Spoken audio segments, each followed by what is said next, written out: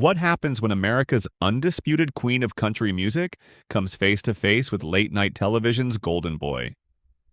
What was supposed to be a simple, lighthearted interview exploded into one of the most talked-about television moments of the year.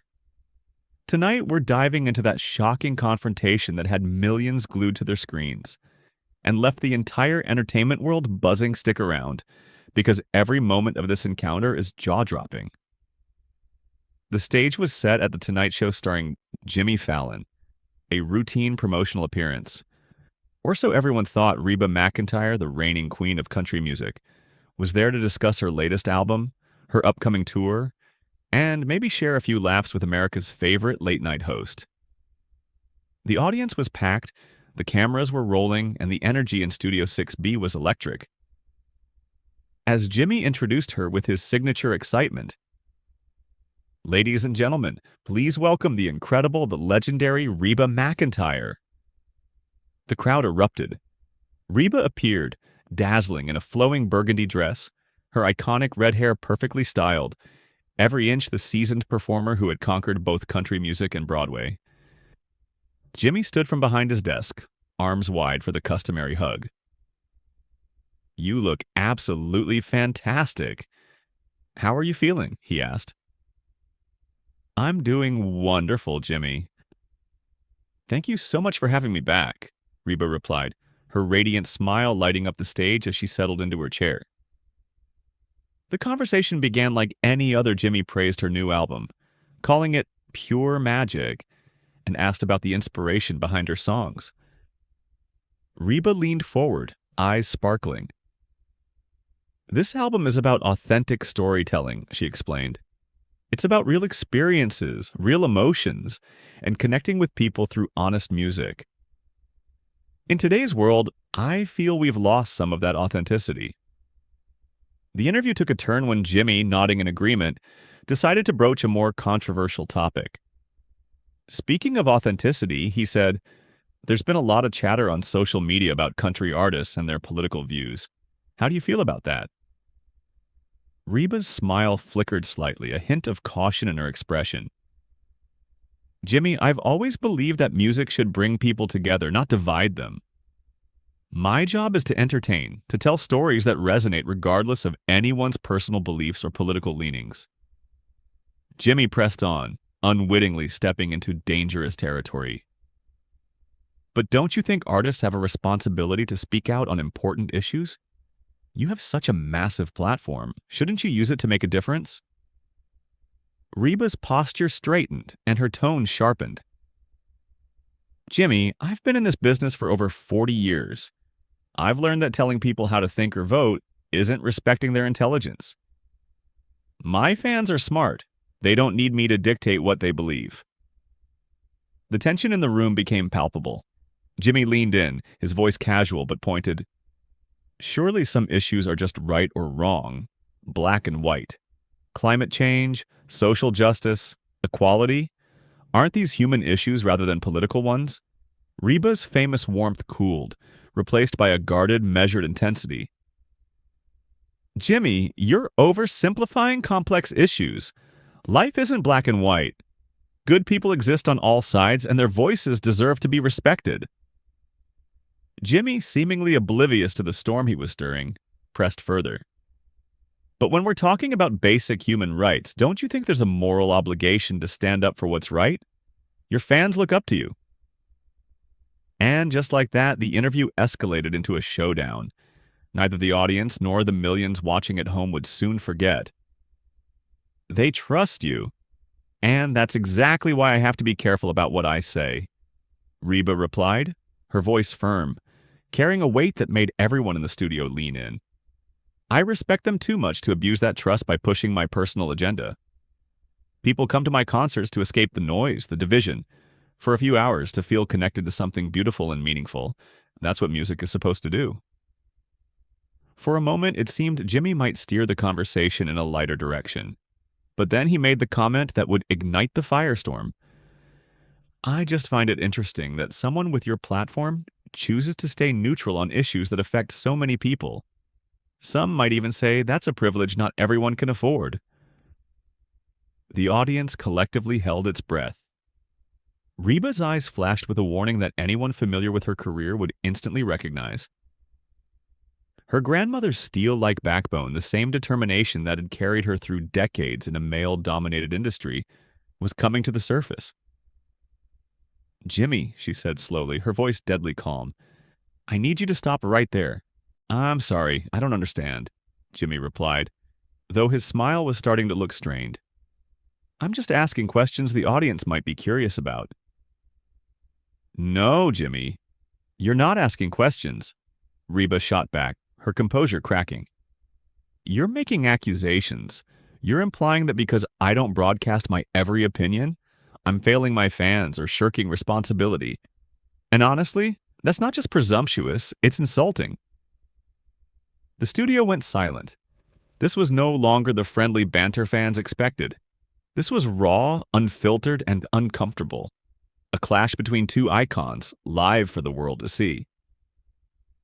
"Reba, I think you're misunderstanding." Jimmy tried to backtrack, but Reba cut him off, her voice rising for the first time. "Silence isn't cowardice, Jimmy. Sometimes silence is wisdom. Sometimes it's respect for other people's right to think for themselves. And sometimes silence is knowing when to keep your mouth shut instead of lecturing people about things you don't understand." The tension in Studio 6B was suffocating. Jimmy's trademark wit had deserted him. The audience sat on the edge of their seats as Reba continued, her voice now carrying the power of every stage she'd ever commanded, from the Grand Ole Opry to Broadway. "You want to talk about privilege?" she asked, each word deliberate. "Privilege is sitting behind that desk in your $1 million studio, wearing designer suits, surrounded by writers who tell you exactly what to say, and then having the audacity to lecture a woman who's worked her tail off for 40 years about moral responsibility." Jimmy's face turned red as the audience felt the confrontation escalate. "Reba, I think you're taking this too personally. I'm not attacking you." "Not attacking me?" Reba interrupted, her Oklahoma accent sharpening with anger. "You're just doing your job? Just asking tough questions? When was the last time you had a real conversation with someone who disagrees with you politically? A farmer in Iowa, a factory worker in Michigan, a single mother in Alabama. Did you ever actually listen to them instead of telling them what to think?" "I talk to people from all walks of life." "Weekly," Jimmy protested, but even he knew how hollow it sounded. Reba let out a cold laugh, void of humor. "Your show represents everyone. Your show welcomes all viewpoints?" "Jimmy, your show is a liberal echo chamber disguised as mainstream entertainment. You and your writers make jokes about half the country, and then act surprised when those people feel alienated and disconnected." The studio was frozen, the audience captivated. What began as a promotional interview had transformed into a historic showdown. Two entertainment titans clashing over power, privilege, and the responsibility of influence. Every word, every pause, every glance was being dissected by millions watching at home. "Want to know why there's so much division in this country?" Reba asked, her voice cutting through the studio like a knife. "Look in the mirror." The cameras kept rolling, capturing every second of what had become an unprecedented on-air meltdown. Producers in the control room were likely scrambling, but live television waits for no one. And this confrontation was unstoppable. Jimmy's usual charm began to crack under the pressure. "That's completely unfair," he shot back. "We make fun of everyone equally. We're comedians. That's what we do. Honestly, I think you're being a little hypersensitive." Those two words were all it took to ignite a firestorm. Reba's eyes blazed. "Hypersensitive," she repeated, her voice dropping to a dangerous whisper. "Did you just call me hypersensitive for standing up for my fans and my values?" Jimmy stammered, "I didn't mean it like that." But the moment had passed. Maybe you're overreacting to what was meant to be a friendly conversation about important issues. Friendly conversation? Reba stood, her height and presence suddenly imposing even next to Jimmy's desk. Jimmy, there was nothing friendly about it. You invited me on your show under the pretense of promoting my music, then ambushed me with a political interrogation designed to make me look bad if I didn't give the answers you wanted. Nobody ambushed you, Jimmy countered, voice rising. These are legitimate questions your fans deserve answers to. If you can't handle tough questions, maybe you shouldn't be doing interviews. The audience gasped audibly. Jimmy had crossed a line no interviewer should ever cross, especially with a powerhouse like Reeba McIntyre. But instead of exploding, she went ice cold, still as a statue. If I can't handle tough questions, she repeated slowly, the weight of decades in the industry behind every word. Jimmy, I've been handling tough questions since before you were old enough to stay up late watching television. I've faced reporters grilling me about my divorce, my business decisions, my parenting. I've battled music executives who said I was too old, too independent. I've performed through personal tragedies that would have broken most people. Don't you dare suggest I can't handle tough questions. Jimmy, still trying to regain control, leaned forward. Then answer them. If you're so tough and experienced, stop deflecting and give your fans some straight answers about where you stand on the issues that matter. The issues that matter to who? Reba demanded. To you? To your writers? To your Manhattan bubble who thinks they know what's best for everyone? My fans care about their families, their jobs, their communities. They care about music that speaks to their hearts and their experiences. They don't need me validating political beliefs or telling them how to vote. They're intelligent adults who can think for themselves. But surely you have opinions, Jimmy pressed, desperate to regain footing. About the future of this country, the planet, social justice. How can you just stand on the sidelines? I never said none of it matters, Reba snapped, patience finally fraying. What I said is that it's not my job to be a political puppet. My job is to make music that moves people, that makes them feel less alone in this world. If you can't see the value in that, you have no business interviewing artists. Jimmy, losing his usual composure, doubled down. I think you're being deliberately obtuse. Art has always been political. Music is about more than entertainment. Look at folk singers of the 60s, protest songs. Look at what? Reba cut him off with precision. Look at artists who agree with your political worldview. Jimmy, you don't get to decide what art should be or what music should accomplish. You don't get to lecture me on the history or purpose of country music, a genre you probably never gave a second thought to unless it served your purposes. The studio was frozen. Every word, every pause, every glance was a lesson in tension and control. What had started as a standard talk show interview had transformed into a historic clash between two entertainment titans. The world was watching, captivated. The studio was so quiet you could hear a pin drop. Even the band, who usually punctuated awkward moments with music, seemed frozen in place. This was no longer awkward. It had become personal and uglier by the second. I have nothing but respect for country music, Jimmy said defensively, though his tone betrayed doubt. I've had plenty of country artists on this show. Respect? Reba laughed bitterly. Jimmy, you spent the last 10 minutes shaming me for not being political enough for your taste. You've implied I'm failing my fans, that I'm privileged, hypersensitive, and unable to handle tough questions. If that's your idea of respect, I'd hate to see what disrespect looks like. Cornered, Jimmy attempted one last lifeline. Look, Reba, maybe you're taking this too personally. We could just agree to disagree and move on to your tour dates. Taking it too personally? Reba's voice sharpened, her gaze a mixture of disgust and disappointment.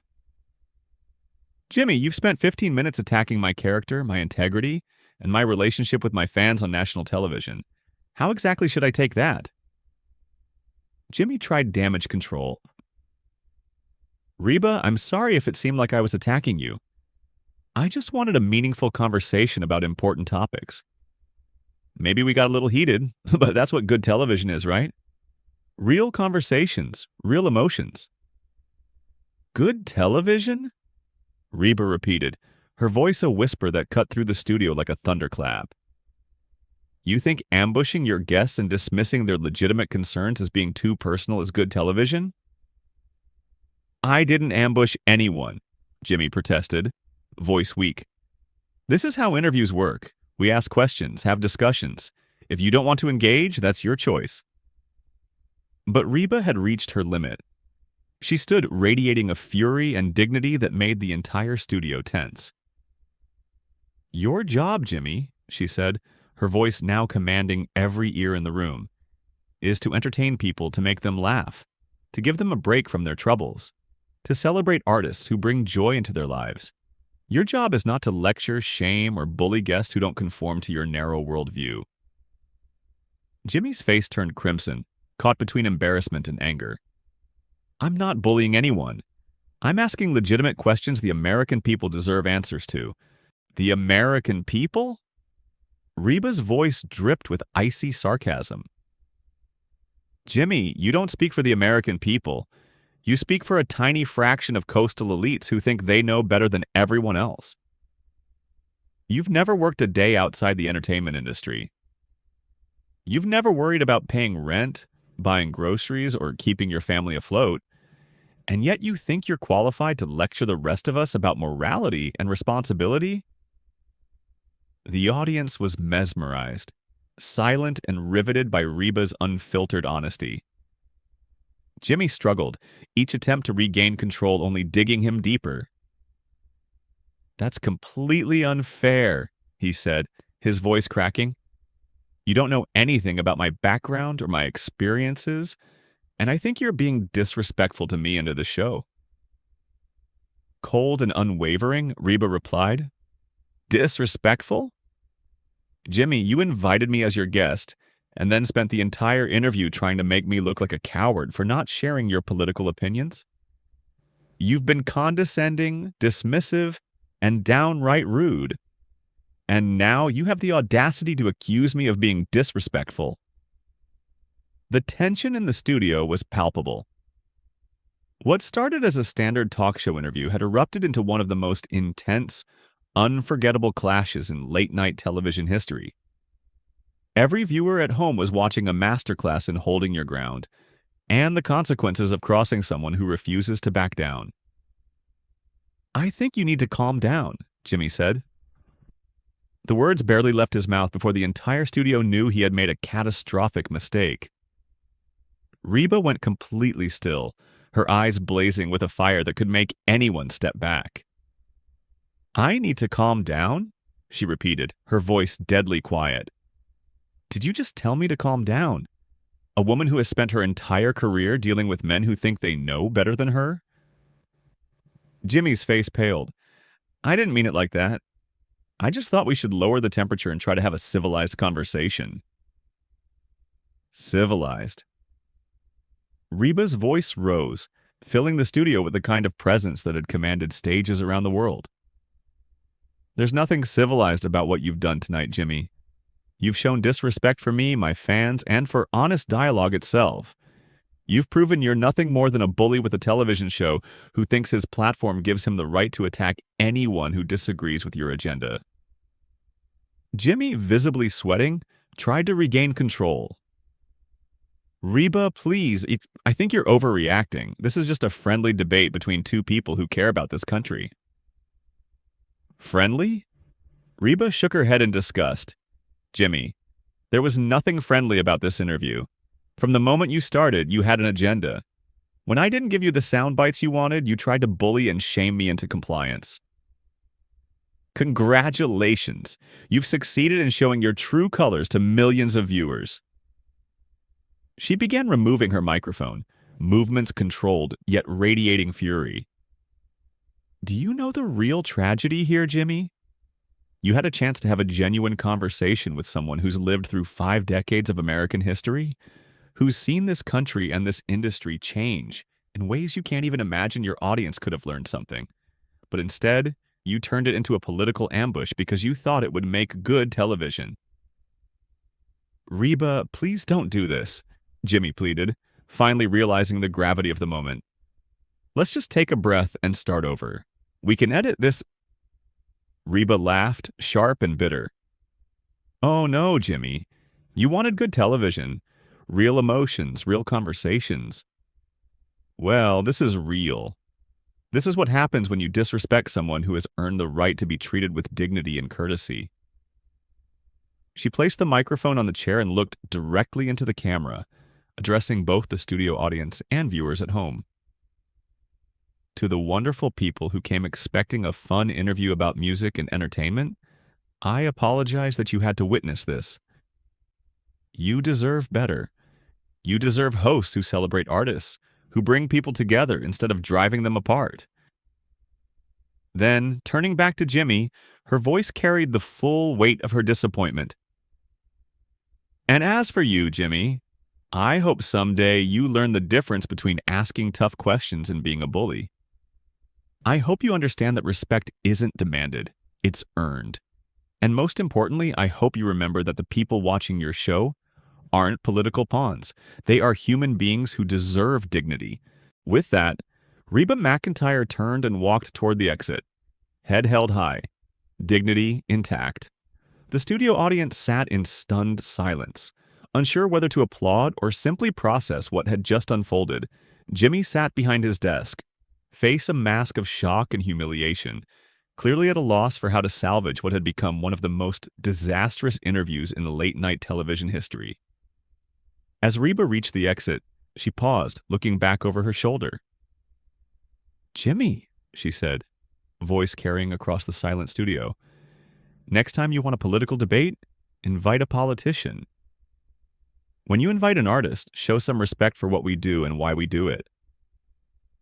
And with that, she was gone, leaving a studio frozen in awe and a host whose reputation would never fully recover from the night he tried to take on the queen of country music, and learned exactly why she had earned that title through decades of grace, strength, and unwavering integrity.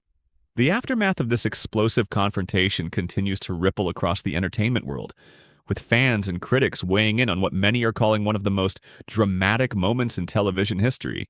What do you think? Was Reeba right to walk out, or should she have stayed to try and work things out? Drop your thoughts in the comments, and don't forget to subscribe for more deep dives into the biggest moments in entertainment. This is a story that will be remembered for years to come.